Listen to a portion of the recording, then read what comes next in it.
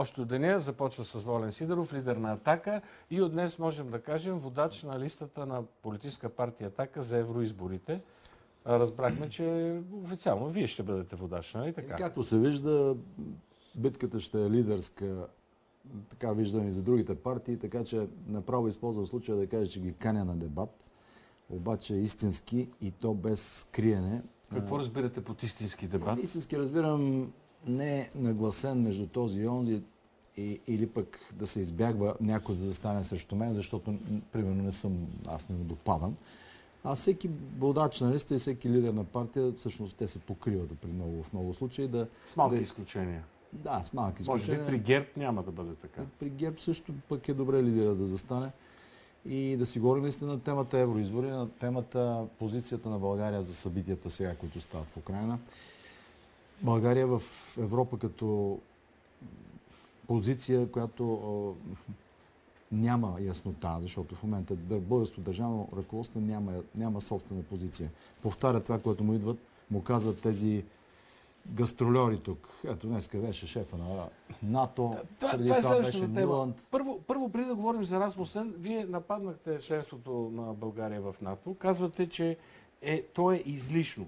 В същото време, освен това, нападате и Европейския съюз, а пък ще бъдете водач на листата. Няма ли малко парадоксално отношение, вашето лично, към тези два съюза? Няма парадоксално отношение, защото някой трябва да им каже на евроструктурите, на еврофакторите в лицето това, което трябва да се направи. Този съюз как да се промени, защото там имаме една пирамидална структура с пускане на директиви и с едно двойствено отношение на двоен стандарт към държави като България. Вярвате ли, че вие може да промените Европейския съюз? За НАТО няма да ви питам, защото вие НАТО го зачерпнахте днес. Последните 8-9 години, сега ще направим 9 години от създаването на партия Атака на 17 април.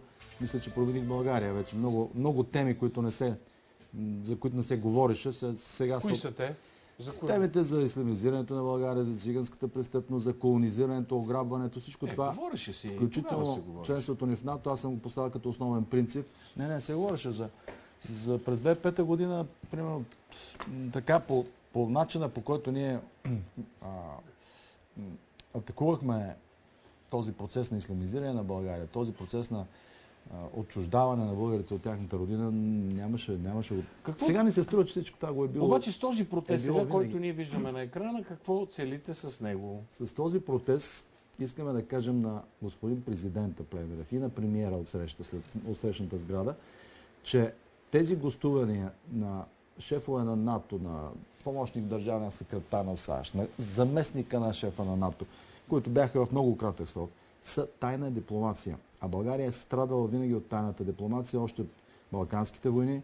Фердинанд е използвал Димитър Ризов да ходи да прави совалки, да се преговаря тайничко, след което следва национална катастрофа. Да не стане сега национална катастрофа, трябва тайното да стане явно. Тоест, Плевнелиев и Орешарски да кажат реално какво са говорили с Расмусен. Не винаги се случва това, нали знаете? Ама трябва да ги накараме. Медиите също. Дори и вие да станете министър-председател. Не само да им бъдем държачи на микрофона. И вие няма да го правите това. Да говорите явно, ако се срещате с шефа на НАТО. Защо да го правим? Убеден съм, че така ще бъде. Защо? По простата причина, че има неща, които се казват публично в голямата дипломация, да речем, други остават леко скрити.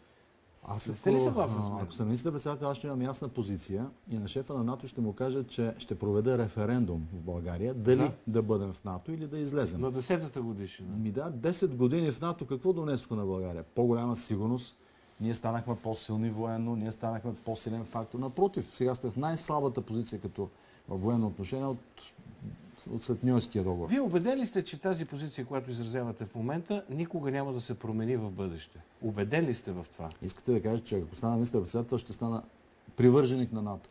Така както Барозо е бил троцкист, анархист. Понеже знам, че имате чувство за хумор. Може. Имате чувство за хумор. Сега ще ви покажа един шарж. Вижте сега. Това селфи, помните ли го от днес? Това селфи доказва колко лесно в света на фотошопа. Да. Сега, възможно ли е това да се случи в бъдеще, ако вие вземете властта в България, ето тази снимка да стане истинска? Да. Въпреки, че е монтаж, интересно е, че всички са глупаво захилени, докато аз съм сериозен, защото гледам сериозно. Такава снимка са ви намерили. Гледам сериозно на нещата. Да. Докато другите се хилотят, така да се каже, безотговорно, което е, за тях може би няма значение дали ще се увеличи военното присъствие. За мен има, на американците. Да. Ето виждаме, че техният боен кораб нарушава международни спогодби. Когато става дума за Русия, писъка до небето. Когато става дума за щатите, няма писък. Няма коментатори, медии, консултативен съвет при президента, който би трябвало да каже, чакайте, това вашия американски кораб нарушава. Ма те са не съюзници, господин Сидоров. Ама не могат да нарушават спогодби. Америка не е съюзник в НАТО. Черно море нямат работа американски кораби. Защо в международни води, защо да нямат право? Защото само черноморски държави могат да имат там бойни единици, бойни кораби. Да, това днеска го е казал и посланника на Русия у нас. Благодарение на една конвенция от Монтреал. Възможно и да е така, но по принцип в международни води, доколкото аз съм учил международно морско право преди много години, в международни води всеки може да си плува както си иска. Не съм убеден, че има подобно ограничение, както е. Има спогодби, които трябва да се спазват. Добре. Последен въпрос, за да изчерпим НАТО. Убеден сте вие, че ако станете управляваща партия, ще искате България да излезе от НАТО и с това да заключим? Да, България трябва да бъде неутрална във военно отношение и ще спечели много повече от това, тъй като неутралитетът дава много по-голяма гъвкавост. В момента нашите държавници просто козируват и не сме дори Противоракетният щит не искате ли да остане над България, както е в момента, благодарение на това, че сме страна членка на НАТО? Противоракетен щит няма да ни спаси, ако започне, не дай Боже. То да не дава Господ. Да, атака ракетна. Той само ни слага в лагера на противниците на Русия. Между другото, в Москва днеска са дали указания към руснаците да не пътуват до България вече като туристи. Значи ето вече резултати от приказките от потопяването на България в тази не точна и неправилна позиция. Преди да ви питам за парламентарната седмица, тъй като тя беше много напрегната заради кворума тук има, тук няма, един въпрос пак от тази седмица. Имате вече внесено обвинение за хулиганство и съпротива на полицай. Да. Вие прочетохте ли обвинителния акт? Не съм го прочел, не мога, но знаете ли кой го прочете? Кой? Госпожа Дюмортие, тази французойка, която участва в целия този сюжет. Във Варна. Да, като обикновен свидетел е получила достъп до всички материали по делото. Аре, вие ми кажете като правис, да не би българската правораздавателна система да се командва от посолствата. А вие откъде го знаете това? Знам го. Че тя имала достъп до всички материали по делото? Тя ги е прочела. А тя не е ли свидетел по това дело? Тя е свидетел по това дело. Мисля, че тя не би трябвало да има достъп до всички документи извън своите следовски показания. Специално разрешение от прокуратурата, съответно следствието са и дали томовете да прочете. Това е нарушение, което вие може да го използвате. Ето защо наричам България колониална държава. От едно посолство се обаждат и се нарушават всички правила, за да отиде госпожата да прочете, защото тя е извънземна, тя е от Франция и по тая причина нашите принципи не работят. Добре, специално за този казус, който е така от правна гледна точка не е лесен, да знаете, този процес ще бъде труден за вас. Вие бихте ли се признали за виновен, за да избегнете една тежка присъда в този случай? Има такава възможност. Няма как да се призная за виновен за нещо, което не съм направил.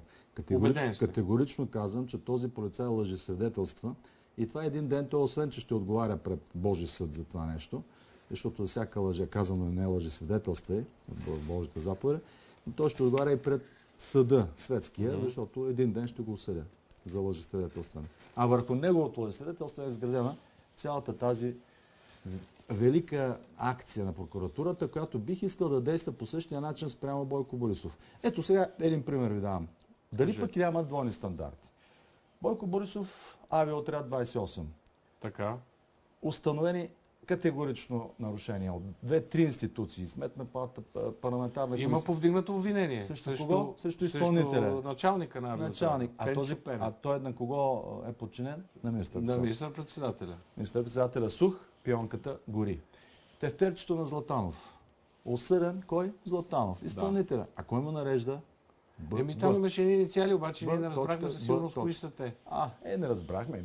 Прокуратурата да се напъне, да го разбере. Но иначе тя е много бърза, когато става дума за Сидеров, защото от някое посолство ще се обаря, че кажат, то до кога тук няма ли да го прибирате в затвора? Тоест прокуратурата според вас действа в зависимост от обект. Тази васалност на нашите институции не е добре, не е хубава.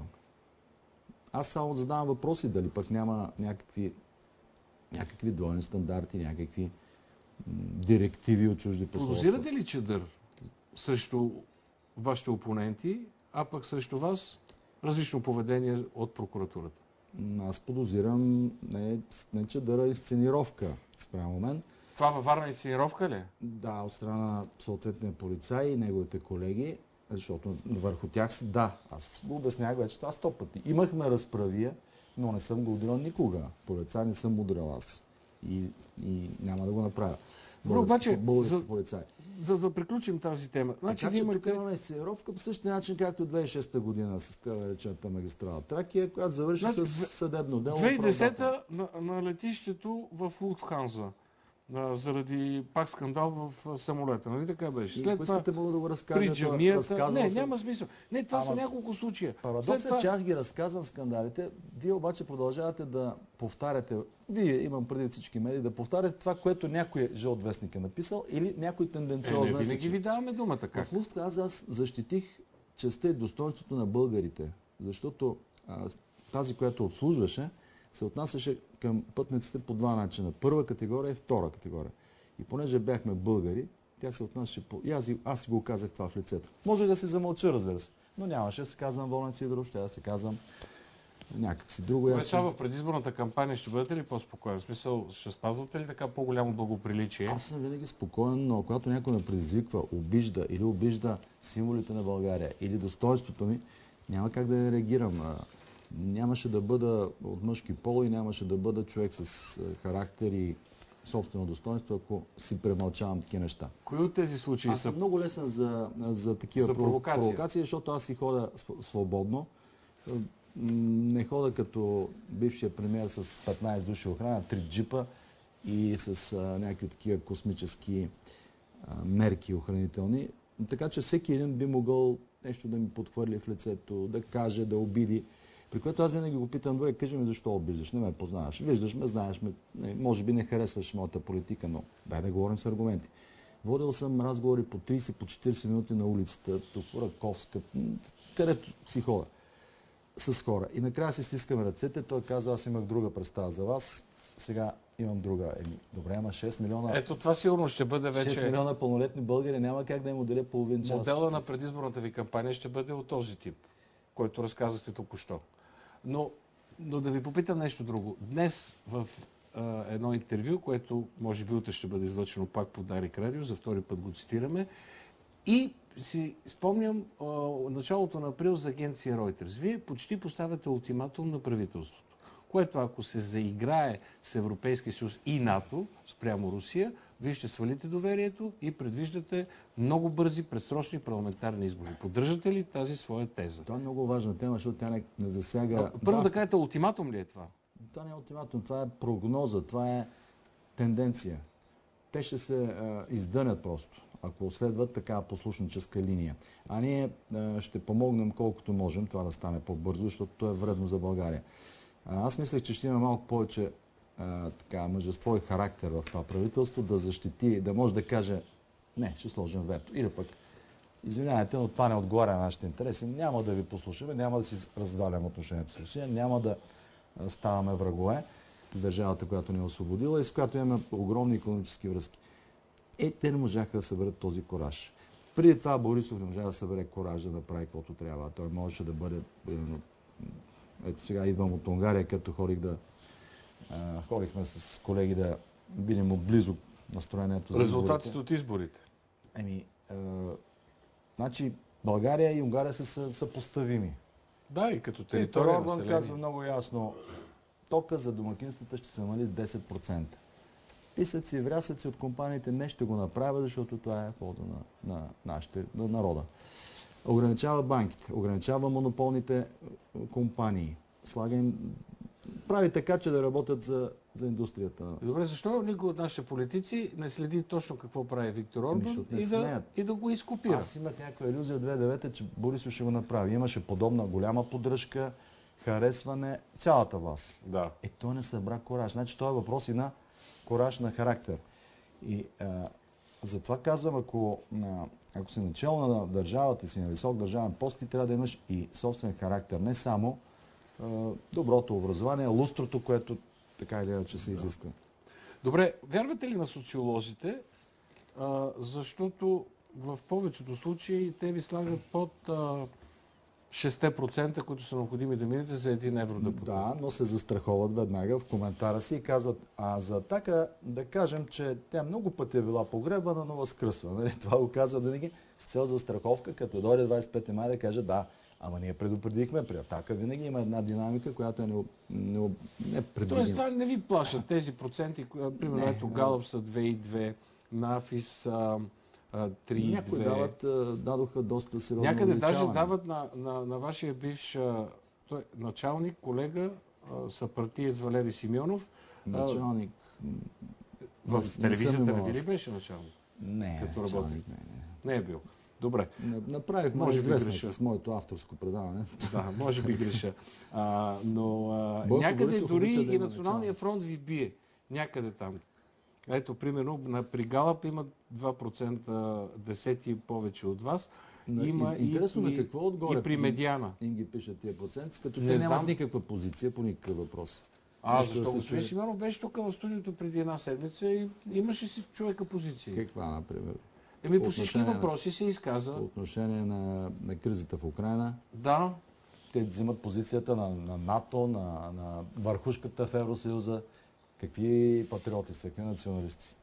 Не ги приемате за ваши колеги патриоти. Не, категорично са. Понеже трябва да приключваме, още един въпрос имам последен, който според мен е важен. Това, което се случи тази седмица в парламента, с кворума тук има, тук няма, и с вашето присъствие и отсъствие, това подготовка ли е, заплаха ли е спрямо управляващите? Подготвяте ли ги за някакви по-решителни действия срещу правителството и управляващото мнозинство? Управляващите не трябва да се успиват и да мислят, че са взели мнозинство и вече да лежат на това ухо. Първо. Второ, трябва да се вслушват това, което им казваме. Предложихме комисия за президента. Ослушват се вече повече от седмица. Предложихме неща, които са полезни, орбановски точки. За доходи, за концесиите да се прекратят, монополите да се ударят и така нататък. Не ви слушат. Правят си оглушки. Затова от време на време трябва така да бъдат сръчквани. Това е нашия... Това беше сръчкване. Това е нашата функция. Аз още в началото казах, ние ще бъдем коректив. Дадохте повод на Бойко Борисов да каже пак, че цялата работа на този парламент зависи от Волен Сидеров и от Атака. Вчера го каза. Ласкателно звучи, но не е точно така. Зависи от тяхната група и от всички групи. Добре, благодаря ви за това интервю. Успех в кампанията. Вижте какво става да видите в това предаване.